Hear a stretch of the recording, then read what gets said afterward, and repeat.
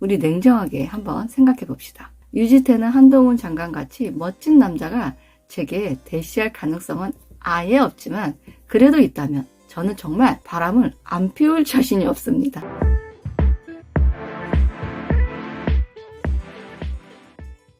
안녕하세요, 이슈리뷰입니다. 오늘은 배우자의 외도로 괴로운 마음을 현명하게 다스리는 방법에 대해서 이야기 한번 해보도록 하겠습니다.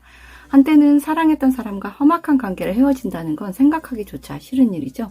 결정적인 결혼 사유가 치명적인 이혼의 사유가 되기도 합니다.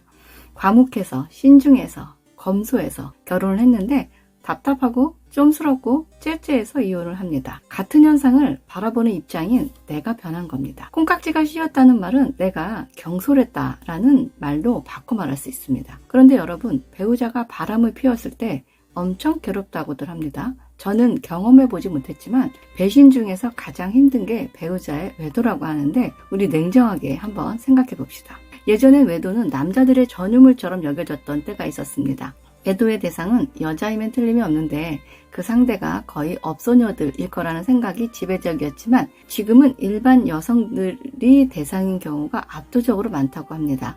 그건 대부분의 여성들은 집에서 살림을 하였기 때문에 그만큼 이성을 만날 기회가 없었던 것 뿐이지 여성이라고 해서 남성들처럼 유혹에 둔감하다는 것은 아니라는 반증이 되겠죠? 그런데 요즘엔 자기관리도 잘하고 스스로 돈을 버는 경제력에서도 여성들의 입지가 많이 높아져서 외도를 하는 여성들이 폭발적으로 높아졌고 그로 인한 이혼율의 급증의 원인이 되기도 한답니다. 여성분들, 나는 유지태같이 멋있는 사람이 대시를 해와도 절대 외도 안 할 완전 무장이 되어 있다고 스스로 단정할 수 있으신가요? 저는 없습니다. 나도 정말 이상형의 남성이 대시를 한다면 외도한 남편처럼 넘어갔을 수도 있는데 단지 그게 내 쪽이 아닌 남편한테 먼저 기회가 왔다고 생각해 보시면 어떨까요?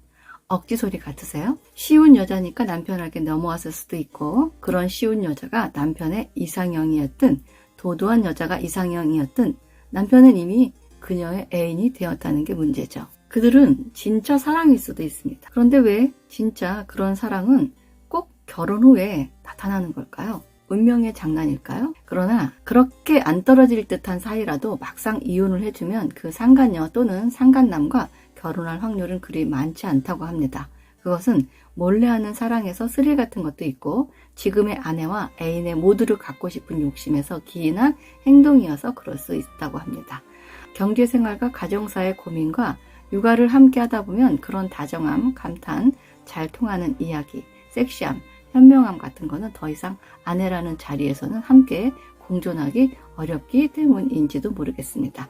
반대로 내연녀에게서 부족한 면은 아내가 갖고 있는 경우가 많아 둘 다 소유하려 하기 때문에 계속 바람을 피운다는 겁니다. 편안하게 가정을 돌봐주고 아이들을 양육해주는 의무를 잘 이행하는 충경 같은 존재.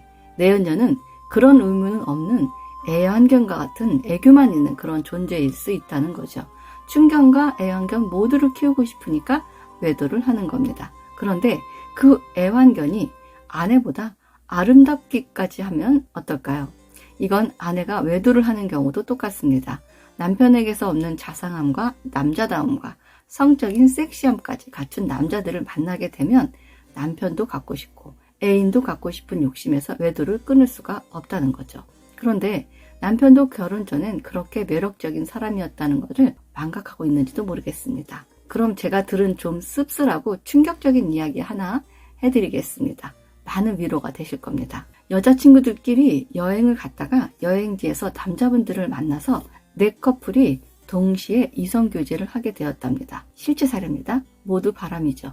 그런데 남성분이 너무너무 열정적이고 잘해주고 아껴주고 예뻐해줘서 여자가 당당히 남편에게 이혼을 요구했고 결국 돌싱이 되었더니 그 내연남이 빛의 속도로 연락을 끊어버렸다는 겁니다. 그녀는 현재 전 남편은 물론이고 자녀들에게도 버림받아서 손주도 못 보게 하고 남편의 소득으로 편안하게 살다가 지금은 식당 등을 전전하며 손주가 다니는 유치원 주변을 서성이며 먼 발치에서 바라만 보는 신세가 되었답니다. 이게 현실입니다. 작정하고 다가오는 여성이 무서웠던 거죠.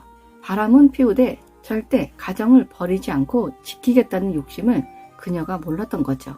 그럼 욕심을 내가 부리게 되는 경우도 한번 생각해 보세요. 용서를 해야 할 상황이라면 용서를 하고 안 되면 이혼을 해야 되겠지만 그것도 나쁜 선택은 아니라고 생각합니다. 단지 왼수처럼은 헤어지지 말자는 뜻입니다. 우습잖아요? 솔직히 자존심도 상하고 내가 그렇게 좋아서 결혼했던 상대가 그렇게 형편없던 인간이었다면 내 스스로도 좀 쪽팔리지 않을까요? 나를 위해서 상대를 너무 형편없는 사람으로 몰지는 말자는 뜻입니다. 결론적으로 유지태나 한동훈 장관같이 멋진 남자가 제게 대시할 가능성은 아예 없지만 그래도 있다면 저는 정말 바람을 안 피울 자신이 없습니다. 지금의 배우자의 매도 상대가 그런 상대일 수 있다고 생각하시면 조금은 편해질 수 있을 겁니다. 단지 저쪽의 기회가 먼저 왔을 뿐이라고 생각하시면 인간은 똑같다는 결론이 생깁니다. 그럼 이혼을 하든 안 하든 상대에 대한 분노와 증오가 좀 사라질 겁니다. 외국 사람들은 이혼 후 친구로 지내는 경우가 많은데 그건 그들의 사고방식이 개방되어서가 아니고